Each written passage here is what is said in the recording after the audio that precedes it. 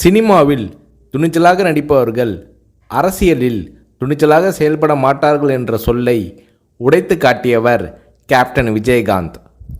தமிழக அரசியலில் துணிச்சல் மிகுந்த அரசியல் கட்சி தலைவராக கேப்டன் விஜயகாந்த் அவர்கள் உருவெடுத்தார். கடந்த 2011ஆம் ஆண்டு சட்டப்பேரவை தேர்தலில் வெற்றி பெற்று எதிர்க்கட்சி தலைவராக கேப்டன் விஜயகாந்த் அவர்கள் தேர்வானார். அப்போது தமிழ்நாட்டின் முதலமைச்சராக ஜெயலலிதா அவர்கள் இருந்தார். இந்த நிலையில் சட்டசபை கூட்டத்தொடரில் பால் மற்றும் மின்சார கட்டண உயர்வு குறித்து தேமுதிக சட்டமன்ற உறுப்பினர்கள் கேள்வி எழுப்பினார்கள். அப்போது அதிமுக தேமுதிக எம்எல்ஏக்கள் இடையே கடும் வாக்குவாதம் ஏற்பட்டது.